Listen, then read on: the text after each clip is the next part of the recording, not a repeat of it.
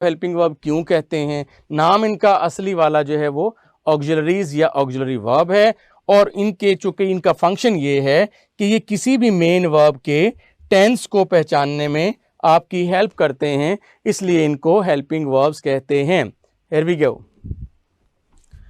बेटा, आगे चलें। अगली टर्म आपके पास ये है, आप कहते हैं कि सर जी ये मॉडल वर्ब का भी वर्ड सुना हुआ है। मॉडल वर्ब्स अब जो टेंसेस में यूज होते हैं ना, उनको तो कहते हैं हेल्पिंग वर्ब। टेंसेस के अलावा जितने वर्ड बच गए, फॉर एग्जांपल कैन है, कुड है, शुड है, वुड है, मे है, माइट है, मस्ट है, ऑट टू है, यूज टू है, नीड है, नीड नॉट है, डेयर है, हैड बेटर है, ये सारे के सारे वर्ड्स इनको क्या कहते हैं, इनको मॉडल वर्ब्स कहते हैं। अच्छा, मॉडल वर्ब्स के अलावा इनका एक और नाम भी है, एलियस, अदरवाइज कॉल्ड नेम, उर्फ। मॉडल वर्ब्स उर्फ डिफेक्टिव वर्ब्स, इनको डिफेक्टिव वर्ब्स भी कहते हैं। डिफेक्टिव क्या है कि इनके अंदर कोई फ्लेक्सिबिलिटी नहीं है। जैसे डू डज के साथ था, डू डज डिड के साथ फर्स्ट फॉर्म, शैल विल के साथ फर्स्ट फॉर्म, लेकिन हैज हैव हैड के साथ थर्ड फॉर्म, उनमें फ्लेक्सिबिलिटी थी, वो सारी फॉर्म्स को एडजस्ट कर लेते थे। ये नहीं करते किसी को भी, ये सिर्फ और सिर्फ अपने साथ वर्ब की फर्स्ट फॉर्म को एडजस्ट करते हैं, इसलिए हम इनको कहते हैं ये डिफेक्टिव वर्ब्स हैं। मॉडल वर्ब्स इन लफ्ज़ों को कहते हैं, इनका दूसरा नाम डिफेक्टिव है। डिफेक्टिव क्यों है, इनके साथ फर्स्ट फॉर्म ऑफ वर्ब आती है। किप्स के जो मैं प्लेटफॉर्म से जो आपको फर्स्ट लेक्चर दिया अग्रीमेंट मिस्टेक, उसमें there should be an agreement between helping verb and form of verb, वहाँ पर ये पॉइंट पूरा डिटेल के साथ बता चुका हूँ। बहरहाल इन वर्ड्स को मॉडल वर्ब कहते हैं। जो टेंसेज में यूज़ होते हैं उनको हेल्पिंग वर्ब कहते हैं, डू डज डिड वगैरह। जो टेंसेज के अलावा यूज़ होते हैं उनको मॉडल वर्ब कहते हैं। मॉडल वर्ब का दूसरा नाम डिफेक्टिव वर्ब्स हैं, इसलिए कि इनके साथ सिर्फ और सिर्फ फर्स्ट फॉर्म ही यूज़ हो सकती है। अब ये होते क्या हैं, क्यों इस्तेमाल करते हैं इनको, ये इंग्लिश लैंग्वेज में क्या फंक्शंस परफॉर्म करते हैं।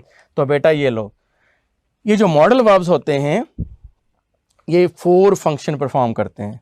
आपने परमिशन लेनी हो तो आप कहते सर मे आई कम इन, ये देखें ये परमिशन के लिए आते हैं। यू मे लीव नाउ, इजाजत लेने या देने के लिए। ये ऑब्लिगेशन, आपका ये अखलाकी फ़र्ज़ है कि आप अपने वालिदैन की रिस्पेक्ट करें। You ought to help your parents, respect. We must pray 5 times, obligation चाहे जिम्मेदारी कानूनी तौर पे पाबंद हो। और ये पॉसिबिलिटी को, शायद आज बारिश हो जाए, शायद कि तेरे दिल में उतर जाए मेरी बात, it might touch your heart, तो इट माइट रेन टुडे, शायद आज बारिश हो जाए, possibility. So first one is permission, एक function excuse me. Modal verbs are used to show permission, number 1, obligation, number 2, possibility, number 3, and necessity, number 4. These are the 4 different functions which we perform with the help of these modality, आप इनको कह सकते हैं। यहाँ पे देखें, I need not go to see her off, ये 4 sentences इन 4 functions को डिस्क्राइब करें। नाम इनका मॉडल वर्ब, ये इनकी शक्लें हैं, ये इनके साथ फॉर्म ऑफ वर्ब यूज़ होती है, ये इसका अदरवाइज कॉल्ड नेम है, और किस किस मकसद के लिए कौन कौन सा मॉडल वर्ब यूज़ होता है। एबिलिटी शो करने के लिए कैन, क्वेश्चन पूछने के लिए कुड, एबिलिटी के लिए भी कुड, आम तौर पे कोई चीज़ चाहिए शुड, अखलाकी तौर पे चाहिए आर्ट टू, लाजमी तौर पे चाहिए मस्ट, ये पॉसिबिलिटी के लिए ऑब्लिगेशन, ये परमिशन के लिए। इस तरह से बेटा ये डिफरेंट इनके फंक्शंस हैं। इसके बाद आप कहते हैं सर जी टेंसेस का बड़ा रोला है। The moment the students listen tense, they become tense with tenses.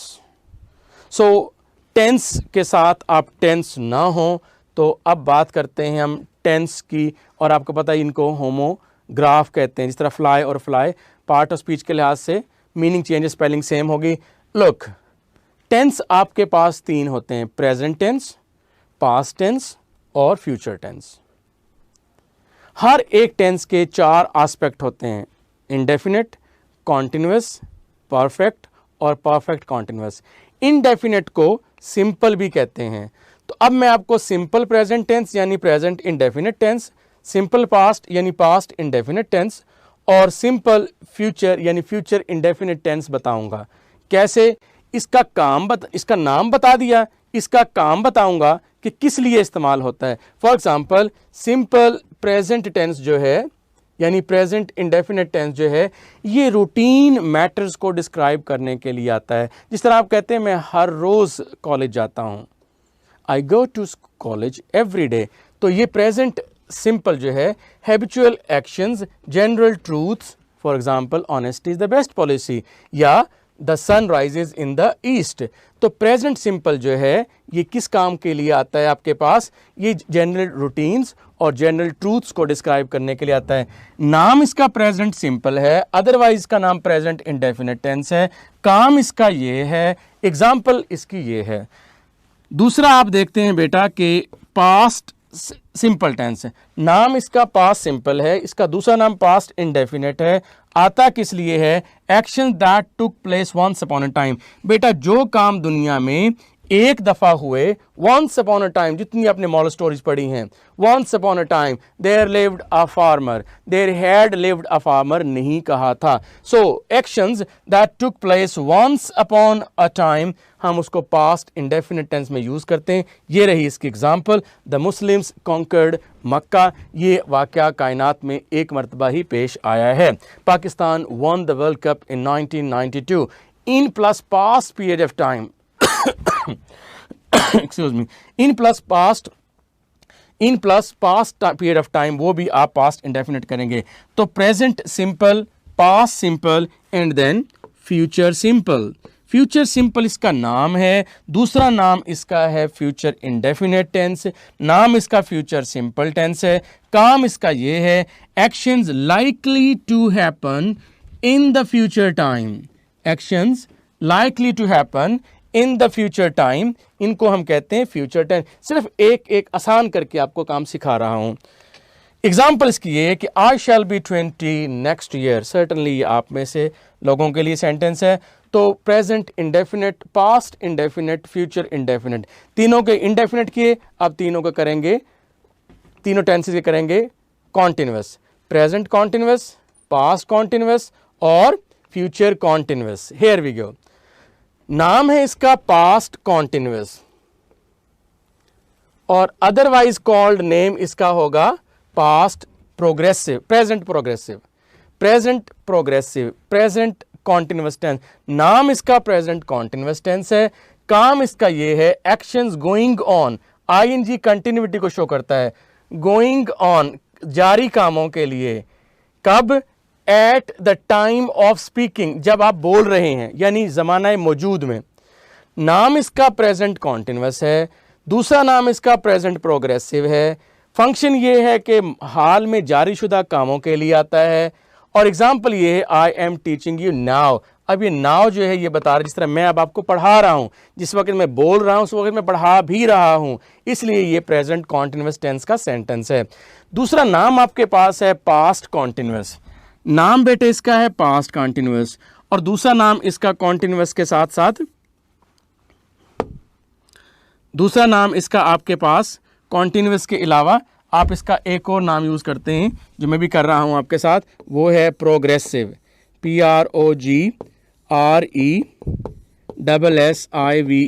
जैसे आप रोड पर जाते हैं ना तो वहां लिखा होता है वर्क इन प्रोग्रेस, कि काम जारी है, आगे काम हो रहा है, होने को आईएनजी फॉर्म कहते हैं। पास्ट कॉन्टिन्यूअस या पास्ट प्रोग्रेसिव इसका नाम है। काम क्या है? एक्शंस गोइंग ऑन, सब में गोइंग ऑन रहेगा। जैसे कॉन्टिन्यूअस के सब में एक चीज जो है एक कदर मुश्तरिक होगी कि सब में काम जारी होगा, खबरदार आगे काम हो रहा है। अब इसमें क्या है, चूंकि ये पास्ट का कॉन्टिन्यूअस है तो टाइम इन द पास्ट आएगा। एग्जाम्पल इसकी ये है, इट वॉज गेटिंग डार्क, अंधेरा हो रहा था। अब तो नहीं हो रहा ना, इतनी लाइट जली हुई है, तो ये पास्ट की बात है। तीसरे टेंस, नाम इसका है जी, तीसरे टेंस का नाम है जी इसका future continuous.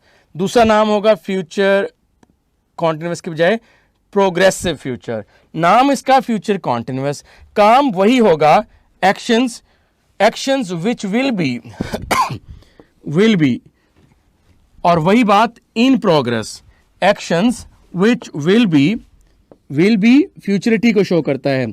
In progress means, in progress का मतलब क्या है, ऑन गोइंग या going on, at some time in the future. ये एग्जाम्पल आगे, it will be raining tomorrow. Now this tomorrow will be के लिए आया है। तो आपने अब दूसरे एस्पेक्ट किए सबके कॉन्टिन्यूअस टेंसेस। आगे बढ़ते हैं तीनों टेंसेस के परफेक्ट की जानिब, present perfect, past perfect and future perfect. Here we go. अब इसका अदरवाइज कॉल्ड नाम नहीं है, ठीक है। परफेक्ट मुकम्मल, कंप्लीट, मुकम्मल शुदा कामों के लिए। प्रेजेंट में कोई काम मुकम्मल शुदा है तो प्रेजेंट परफेक्ट, पास्ट में है तो पास्ट परफेक्ट, फ्यूचर में अगर होने के बारे में बात करें कि मुकम्मल हो जाएगा, जिस तरह मैं आपसे कहता हूं कि 1-2 घंटे में मेरा लेक्चर मुकम्मल हो जाएगा, तो ये फ्यूचर परफेक्ट हो जाएगा, हो चुका होगा। Actions completed. अब इन सब में आपने एक चीज देखनी है कि चाहे प्रेजेंट का परफेक्ट हो चाहे पास्ट का परफेक्ट हो, इनमें कंप्लीटेड एक्शन के लिए आएगा। Action completed in the immediate past, अभी अभी। जिस तरह से मैं आपको सिंपल इंडेफिनिट पढ़ा चुका हूं ना, अभी भी पढ़ाए हैं, कॉन्टिन्यूअस अभी भी पढ़ाए ना। I have taught you continuous tenses, I have taught you simple sentences, simple tenses, I have taught you present simple tense, I have taught you present progressive. अभी अभी रीसेंट, इमीडिएट पास्ट, इस वक्त तो नहीं पढ़ा रहा ना, चाहे एक लम्हे पहले हो उसको हम कहते हैं इमीडिएट पास्ट। तो अभी मैंने 1-2 मिनट पहले ही आपको परफेक्ट से पहले मैंने आपको कॉन्टिन्यूअस पढ़ाया, जो परफेक्ट से पहले कॉन्टिन्यूअस पढ़ाया उसको इमीडिएट पास्ट कहते हैं। और वो जो है मैं कहूंगा आई have taught you present continuous, I have taught you past continuous, I have taught you future continuous. तो नाम इसका ये है, काम ये है, एग्जाम्पल ये, he has just gone out, past perfect नाम है। एक्शन वही बात है, सबके लिए मैं आपको हिंट दे रहा हूं, और हिंट सबके लिए यही है कि अभी मैंने आपको कहा कि मैंने आपको पहले बताया कि प्रोग्रेसिव परफेक्ट, पास्ट परफेक्ट की बात की मैंने, अब मैं आपके साथ पास्ट परफेक्ट की बात कर रहा हूं। प्रेजेंट परफेक्ट की, पास्ट परफेक्ट की, कंप्लीटेड ही आएगा word. Actions completed before a certain movement in the past आपने पढ़ लिया। एक moment, moment mean time, time के लिए वर्ड था व्हेन द डॉक्टर अराइव्ड, ये मोमेंट इन पास्ट था। और कंप्लीटेड एक्शन क्या था, कंप्लीटेड एक्शन क्या था, द पेशेंट हैड डाइड, ये आपका कंप्लीटेड एक्शन था। और मोमेंट इन पास्ट क्या था, व्हेन द डॉक्टर अराइव्ड। तो आपने देखा जो कंप्लीट काम हो चुका था, मुकम्मल, वो परफेक्ट टेंस में आया। Here we go with example, he had died when I arrived, ये पास्ट मोमेंट आ गया और ये कंप्लीटेड एक्शन आ गया।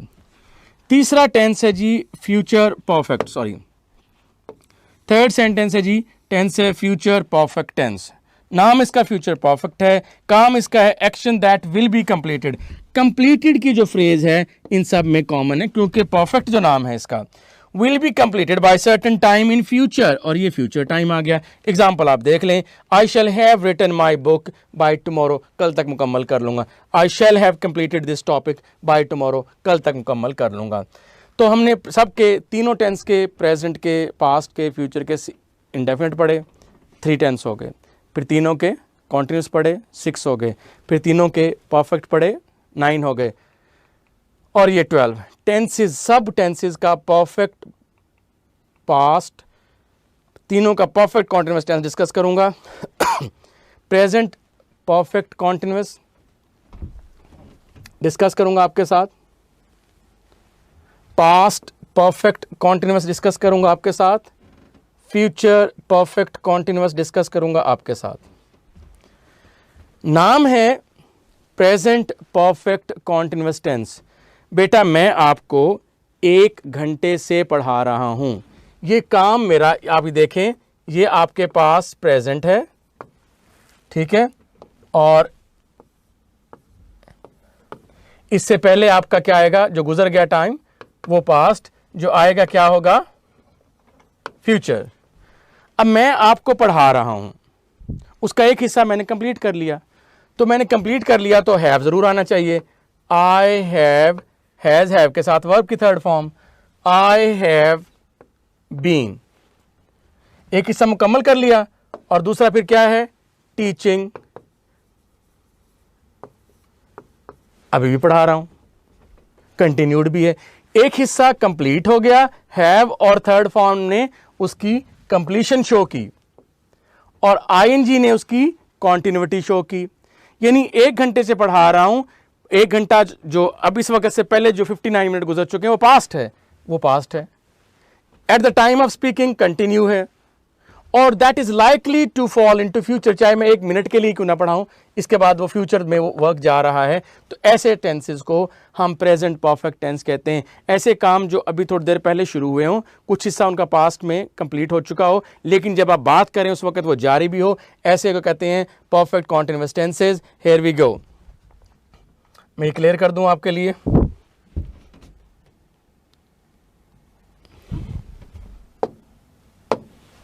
So, present perfect continuous tenses, actions partly completed, ये देखिएगा, completed एक पार्ट कंप्लीट हो गया, still continuing at the time of speaking, ठीक है, कुछ एक्शन कंप्लीट हो चुका है और कुछ अभी जारी है। I have been teaching for the last 1 hour, अभी तो एग्जाम्पल दी आपको। Past, past perfect continuous tense, same relationship past में चला जाएगा। Actions that begin before a certain point, actions that begin before a certain point in the past and continued up to that time. Example देखिएगा, he had been writing a book for 2 months, यानी अब वो 2 months का period terminated हो चुका है, वो time has past. तो हैड और वर्ब की थर्ड फॉर्म, और ये कंटिन्यूटी के लिए सिंस और फॉर आपको पता ही है, जब भी आएंगे आईएनजी वाली फॉर्म के लिए आते हैं। अगले टेंस का नाम है फ्यूचर परफेक्ट कॉन्टिन्यूअस टेंस। ये एक इमेजिनरी सा टेंस है। फ्यूचर ज़ाहिर इमेजिनरी फ्यूचर ही होगा। Actions which will be in progress over a period of time that will end, और वो कंप्लीट भी होगा in future में। एग्जाम्पल देखिए, I shall have been teaching for 20 years next July। एक तो ये जुलाई आ रहा है, इससे सपोज जो भी आ रहा है, अगले जुलाई तक एक इतना हिस्सा मैं 20 years कंप्लीट कर चुका हूँगा। तो कंप्लीशन के लिए shall have, will have, shall have, will have और थर्ड फॉर्म, और आगे कंटिन्यूटी है चूंकि, इसलिए आईएनजी वाली फॉर्म है। तो इस तरह से मैंने आपको टेंसेस की भी एक फास्ट और क्विक रिवीजन दे दी। जी स्टूडेंट्स, अब हम अपने लेक्चर वर्ब को फॉर्मली स्टार्ट करते हैं। एंट्रेंस टेस्ट के लिए वर्ब का जो टॉपिक मैं आपको पढ़ाने जा रहा हूँ, उसके मैंने सम 6 हेड्स बनाए हैं। नंबर 1, मैं आपके साथ डिस्कस करूंगा number 1, regular and irregular verbs ये क्या होते हैं। नंबर 1, मैं आपके साथ डिस्कस करूंगा रेगुलर और इर्रेगुलर वर्ब्स। नंबर 2, मैं आपके साथ डिस्कस करूंगा ट्रांजिटिव और इंट्रांजिटिव वर्ब्स। नंबर 3 पे मैं आपके साथ डिस्कस करूंगा कॉजेटिव वर्ब्स। नंबर 4 पे subjective verbs, past subjective and present subjective दोनों ही डिस्कस करूंगा। पास्ट सब्जेक्टिव में आपके साथ कॉम्बिनेशन में डिस्कस करके आ चुका था, जिसमें आई विश था, I wish he were there, ठीक है, वो आप वहां पर करके आ चुके हैं, राइट। या आपने कहा था कि आई वुड रादर वोज़िक ओपन्ड द शेल, ठीक है, प्रेजेंट सब्जेक्टिव डिटेल में आपके साथ डिस्कस करूंगा।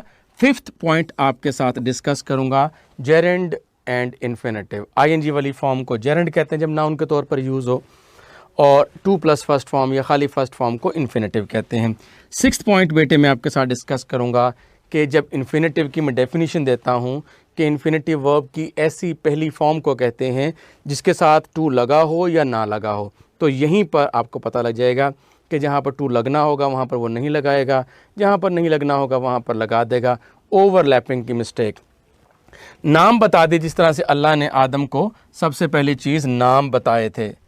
नाम बताने के बाद अब मैं बेटा आपको उनकी मिस्टेक बता देता हूँ, क्योंकि रेगुलर और इर्रेगुलर, ये देखिए ये रेगुलर और इर्रेगुलर, 1 और 2। इसी तरीके से ट्रांजिटिव, ये रेगुलर और ये इर्रेगुलर। इसी तरीके से ट्रांजिटिव और इनट्रांजिटिव, ठीक है। इसी तरीके से जेरेंड और इन्फिनेटिव, इसी तरीके से टू और विदाउट टू। तो आप देख रहे हैं ये सारे के सारे बाइनरी रिलेशनशिप्स हैं, यानी ये सारे के सारे पेयर्स हैं। तो जब भी मेरा बेटा बात दो की होती है तो फिर मिस्टेक एंटी टेस्ट में वो एक ही बनती है, और वो मिस्टेक होगी ओवरलैपिंग के रेगुलर की जगह पे वो इर्रेगुलर वर्ब यूज कर देगा एंड वाइस वर्सा। ट्रांजिटिव की जगह पे इनट्रांजिटिव, इनट्रांजिटिव की जगह पे ट्रांजिटिव, जेरेंड की जगह पे इन्फिनेटिव, इन्फिनेटिव की जगह पे जेरेंड, टू की जगह जहां पर इन्फिनेटिव टू यूज होना होगा वहां पर बेयर इन्फिनेटिव यूज कर देगा, यानी बगैर टू के। तो इस तरह से वाइस वर्सा। तो ये मेरे लेक्चर्स की आउटलाइन है। रेगुलर एंड इर्रेगुलर वर्ब बताऊंगा, ट्रांजिटिव और इनट्रांजिटिव वर्ब बताऊंगा, नंबर 3 कॉजेटिव वर्ब बताऊंगा, नंबर 4 सब्जेक्टिव वर्ब बताऊंगा, नंबर 5 जेरेंड और इन्फिनेटिव का डिफरेंस बताऊंगा, and number 6 infinitive with to and without to बताऊंगा आपको। Is that clear? सो बढ़ते हैं हम अपने लेक्चर की तरफ। Our first point is regular and irregular verbs.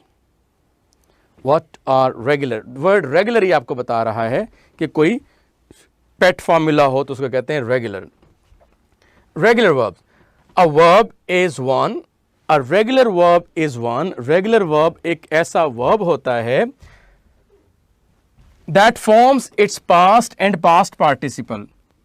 चूंकि मैं टर्मिनोलॉजीज पहले क्लियर करके आ चुका हूं, इसलिए आपको पता होना चाहिए कि जब भी सर पास्ट पार्टिसिपल कहें तो इसका मतलब है थर्ड फॉर्म ऑफ वर्ब की बात हो रही है। जब भी सर पास्ट फॉर्म कहें तो इसका मतलब ये है कि सेकंड फॉर्म की बात हो रही है।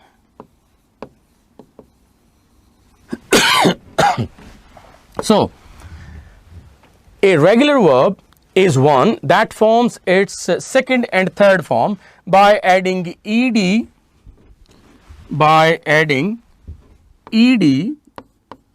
or d only to the first form of verb। अच्छा, add के साथ to आता है, with नहीं आएगा।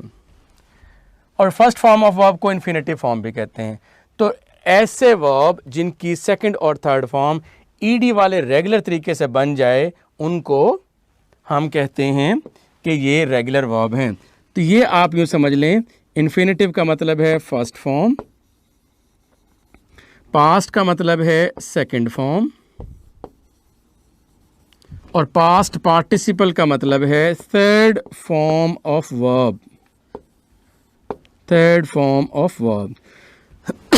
तो अब मैं आपको बताऊंगा कि किस तरह से वर्ब की फर्स्ट फॉर्म के साथ ईडी लग के सेकंड और थर्ड फॉर्म बन जाए। तो ऐसे तमाम वर्ब्स को हम रेगुलर वर्ब्स कहते हैं। जैसे लिव, लिव्ड, लिव्ड, हमने सिर्फ और सिर्फ डी का इजाफा किया।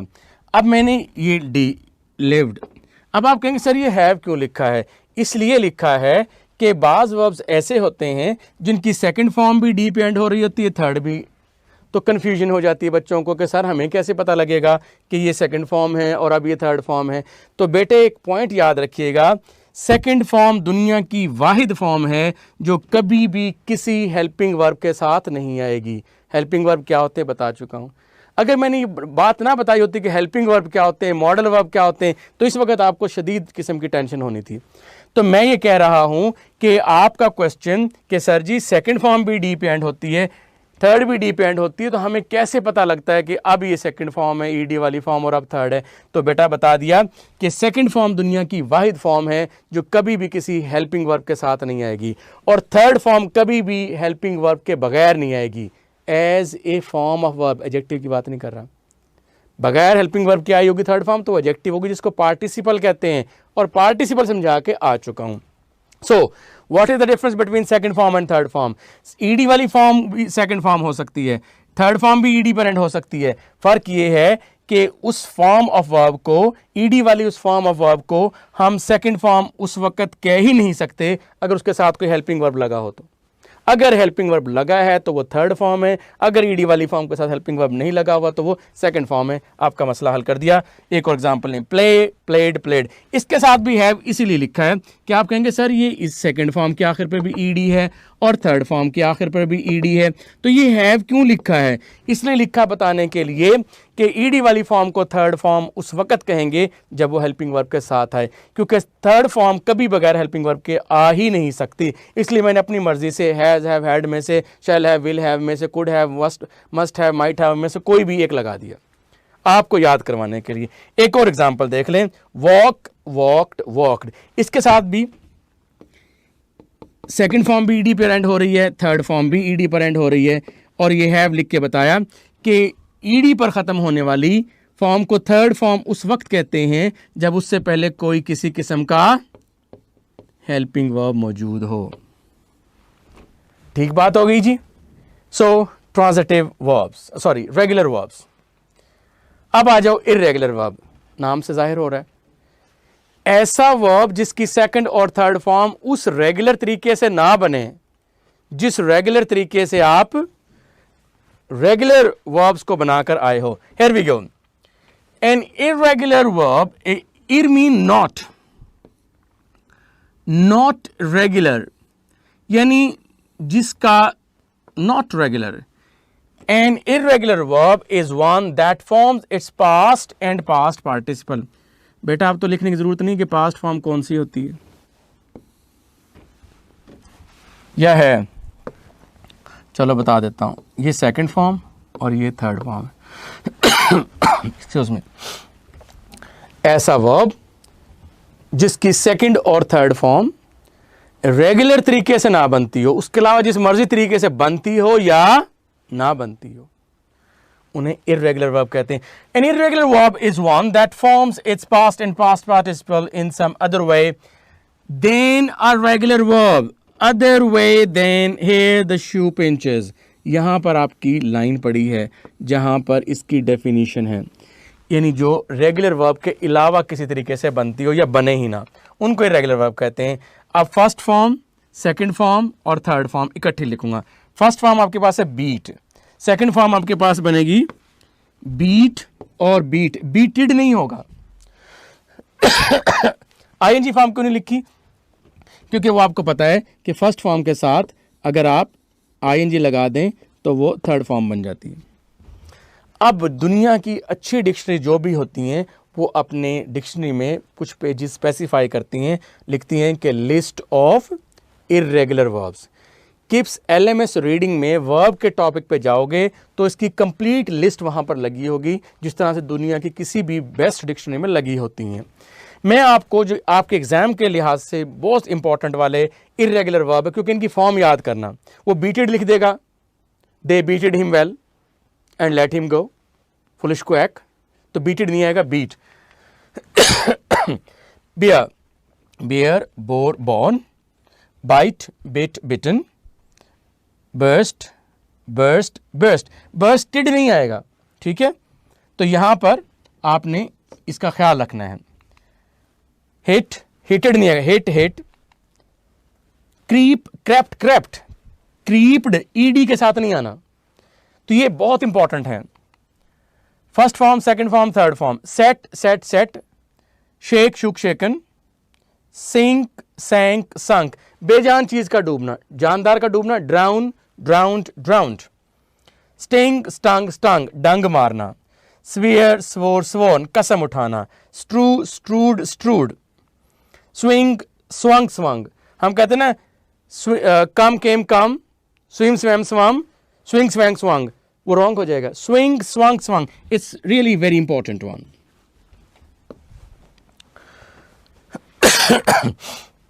swim, swam, swam, right? Swing, swung, swung,